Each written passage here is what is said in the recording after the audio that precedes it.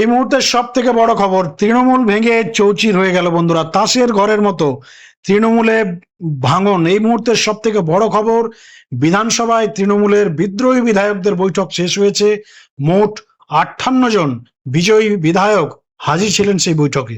আর সেই 58 জনের সই করা চিঠি নিয়ে স্পিকারের কাছে হাজির হলেন ঋতব্রত বন্দ্যোপাধ্যায়, সন্দীপন সাহারা।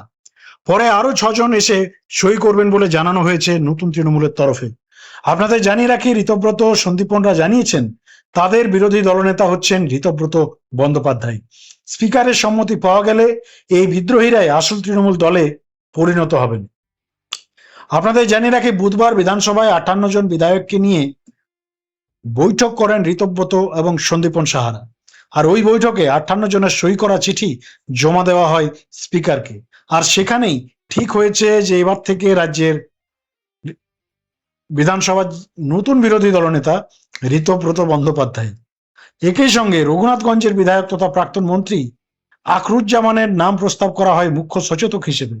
আর এর আগে বিরোধী দলনেতা আপনারা সকলেই জানেন শোভনদেব চট্টোপাধ্যায়কে করা হয়েছিল, তার নাম প্রস্তাব করা হয়েছিল। চিফ হুইপ হিসেবে ফিরহাদ হাকিমের নাম জানানো হয়েছিল মমতা বন্দ্যোপাধ্যায় এবং অভিষেক বন্দ্যোপাধ্যায়ের তরফে, কিন্তু সেখানে সই জালিয়াতি।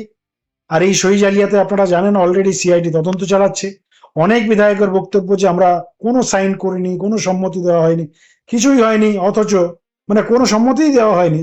তারপরও কি করে শোভনদেব চট্টোপাধ্যায়কে বিরোধী দলনেতা করা হলো? 3 জন ডেপুটির নাম উঠে এসছে, জাভেদ খান, শিউলি সাহা এবং সন্দীপন সাহা। জাভেদ কসবার বিধায়ক, শিউলি কেশপুরের এবং সন্দীপন এন্টালির বিধায়ক। অর্থাৎ শোভনদেবকে বিরোধী দলনেতা মানতে নারাজ বিদ্রোহীরা। ফিরহাদকেও চিফ হুইপ হিসাবে মানতে নারাজ সকলে, যিনি কিনা মমতার খাস বলে পরিচিত ছিলেন। পাশাপাশি ডেপুটি হিসাবে মমতা এবং অভিষেক, অসীমা পাত্র এবং যাদের নাম দিয়েছিলেন তাও মানতে নারাজ বিদ্রোহী তৃণমূলের বিধায়করা। কিছুক্ষণের মধ্যেই বিধানসভা থেকে বেরিয়ে আসবেন সকলে। তবে মমতার প্রতি এখনো কেউ প্রকাশ্যে অনাস্থা দেখাচ্ছেন না। মমতার প্রতি অনাস্থার কথা ফুটে উঠেছে চিঠিতে। তাহলে কি এবার যেটা বড় প্রশ্ন, যে অভিষেকের প্রতি তাদের অনাস্থা, অভিষেককে নিয়ে কি এই বিরূপ মানসিকতা? বন্ধুরা, অভিষেকের বিরুদ্ধে আগেই ক্ষোভ উগরে দিয়েছিলেন ঋতব্রত। আইপ্যাকের ভূমিকা সমালোচনা করেছেন তিনি। সন্দীপনের গলাতেও এই সুর ধরা পড়েছে। একদিকে আগে ঋতব্রতকে বলতে শোনা যায় যে আমলাদের সইয়ের প্রচুর জাল রয়েছে বলে আরো একজন বলেছেন। অর্থাৎ এর আগে যে যত সই স্বাক্ষর হতো, আমলাদের সইতেও জাল। আর এই কথা বিভিন্ন জায়গায় উঠেছে। আমাদের মনে হয়েছিল দলের অন্দরে বলে কোনো লাভ নেই, যারা সই করাচ্ছিলেন তারা ক্রাউন প্রিন্সেস অফিসের হর্তাকর্তা, বিধাতা অনেকে, সবার চাকরি আছে কিনা তাও জানি না। এদিনও বৈঠকে ঢোকার আগে অনেককেই বলতে শোনা যায় আমাদের নেত্রী মমতা বন্দ্যোপাধ্যায়। এদিন চিঠিতেও সেই সুর ধরা পড়েছে।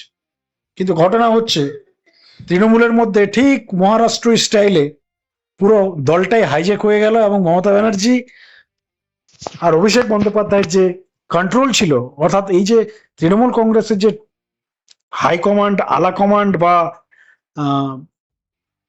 যিনি হেড অফ দ্য ডিপার্টমেন্ট, দল বলতে দেখুন, এই যে অনেক সময় অনেক ধরনের তৃণমূল কংগ্রেসের মধ্যে এই গল্পটা আপনারা শুনতে পেতেন যে দল যা সিদ্ধান্ত নেবেন, দলের শৃঙ্খলা রক্ষা কমিটি, দলের উচ্চ নেতৃত্ব যা সিদ্ধান্ত নেবেন সেটাই মানতে হবে। তো এই যে দল বলতে একমাত্র মমতাই ছিলেন। দল যা সিদ্ধান্ত নেবেন মানে মমতার সিদ্ধান্তটাই দলের সিদ্ধান্ত, তার বাইরে আর কেউ নেই।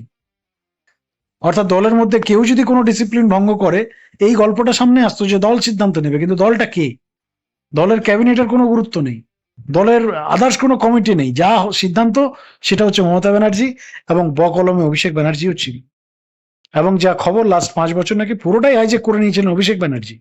তার নেতৃত্বে, তার ইনস্ট্রাকশনে, তার সমস্ত কিছুই দল চলত। আর এই দলকে চালাতো আইপ্যাক। যে বিষয়গুলো তৃণমূলের যারা বিধায়ক, সাংসদ থেকে শুরু করে বাকি যে সমস্ত নেতা নেত্রী, কর্মী কেউ মানতেন না, কিন্তু কিছু করার নেই, ভয় ছিল। দলের মালিকানা তো দুজনের হাতেই, মমতা ব্যানার্জি আর অভিষেক ব্যানার্জি। আপনাদের আশা করি মনে আছে, আজ থেকে যদি 15 বছর পেছনে যান বা 10 বছরও যদি পেছনে যান, 2011 বিধানসভা ভোটে তৃণমূল কংগ্রেস জয়ী হয়ে আসার পর একা লড়াই করলে হয়তো তৃণমূল কংগ্রেস কোনোদিন জিততো না 2011 সালে। যারা 2011 সালের আগের পাবলিক আমাদের এই প্রতিবেদন শুনছেন, আশা করি একমত হবেন। বামফ্রন্টের সরকার ভেঙে দেওয়ার জন্য কংগ্রেসের একটা সাপোর্ট নিতে হয়েছিল মমতা ব্যানার্জি। কংগ্রেসের অর্থাৎ সেন্ট্রালের তৎকালীন যে যারা সেন্ট্রালে ছিল তাদের সাপোর্ট না থাকলে ওই 2011 সালের 7 সিকিউর ভোট এবং তার সঙ্গে কংগ্রেসের যে একটা সাপোর্ট, দেখুন কেন্দ্রের সাপোর্ট ছাড়া বিধানসভা চেঞ্জ করা মুশকিল, বিধানসভা ভোটে জয়ী হওয়া মুশকিল রয়েছে বিরোধী রাজনৈতিক দলগুলো। মমতা সেই সাপোর্টটা নিয়েছিল কেন্দ্রের সঙ্গে, অর্থাৎ তৎকালীন কেন্দ্রের যে দল জাতীয় কংগ্রেস এবং টিএমসি জোট হয়েছিল, সেই জোট ভার্সেস সিপিআইএম এর হয়েছিল লড়াই। সেই লড়াইয়ে মমতা ব্যানার্জি যেহেতু ফেস ভ্যালু ভালো ছিল, জিতে গেছে। কংগ্রেসেরও একাধিক নেতারা জিতেছিলেন সেই সময়, কিন্তু পরবর্তীকালে মমতা ব্যানার্জি কি করলেন, পুরো কংগ্রেসটাকে হাইজেক করে টিএমসিতে সবাইকে কনভার্ট করিয়ে দিলেন। আর তারপর আপনারা দেখেছেন এই টিএমসিতে অনেকেই সেকেন্ড ইন কমান্ড বা টপ লেভেলের নেতা মমতা বন্দ্যোপাধ্যায়ের পরে যাদের নাম আসতো, যেমন মুকুল রায়, আপনার পার্থ চট্টোপাধ্যায়, শুভেন্দু অধিকারী, এই সকল যে নামগুলো মমতার পরেই ভাসতো, সেই নামগুলোকে ধীরে ধীরে মমতা ব্যানার্জি সাইড করতে শুরু করলেন। যেই মমতার উপরে একটু যাওয়ার চেষ্টা করতো তাকেই হাইড করার চেষ্টা করা শুরু করলেন। একটা সময় এসে এমন দেখা গেল, এই যে নারদা কাণ্ডটা নাকি, যেটা খবর আর কি বিরোধীরা অনেক সময় বলে থাকেন, যেটা টিএমসির অভ্যন্তরের দিক থেকে করানো হয়েছিল, এবং এটার নাকি মাস্টার মাইন্ড অভিষেক ব্যানার্জি ছিল, যাতে সমস্ত নেতাদের যে লাগামটা যাতে দলের কাছে থাকে বা মমতা বন্দ্যোপাধ্যায়ের কাছে থাকে। মুকুল রায় থেকে শুরু করে আপনারা দেখেছেন তৃণমূলের তৎকালীন সমস্ত টপ লেভেল নেতার এই নারদা কাণ্ডে সকলের নাম পাওয়া গেছিল। এবং শেষমেশ আপনারা দেখেছেন 2016 সালের বিধানসভা, 2021 সালের বিধানসভা ভোটের পর কার্যত পুরো দলটার মালিকানা একমাত্র একটাই পরিবার, সেটা হচ্ছে কালীঘাটের টালিচালা মমতা ব্যানার্জি এবং অভিষেক বন্দ্যোপাধ্যায়ের হাতে টোটালি কনভার্ট হয়ে যায়। আর দলের সেকেন্ড ইন কমান্ড বলতে কেউ নেই, ওই অভিষেক ব্যানার্জি এবং মমতা ব্যানার্জি।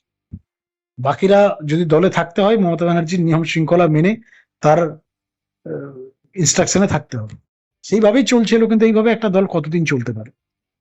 এরকম দলের তো ভবিষ্যৎ হতে পারে না, থাকতে পারে না বেশি দিন। তো শেষমেশ সেটাই হয়েছে, দল আজকে ঠিক মহারাষ্ট্র মডেলে বিভক্ত হয়ে গেছে, দল ভেঙে চৌচির। এবং যে খবর বন্ধুরা, মমতা ব্যানার্জির ঘুম তো উড়েই গেছে, অভিষেক ব্যানার্জিরও হয়তো আজ থেকে অবস্থা আরো খারাপ হয়ে যাবে। আপনারা এই সমস্ত বিষয়ে কি মতামত রাখছেন লিখে জানান কমেন্ট সেকশনে, এবং চ্যানেলে নতুন থাকলে অবশ্যই চ্যানেলকে সাবস্ক্রাইব করে রাখুন এই রিলেটেড পরবর্তী খবরের জন্য। ধন্যবাদ।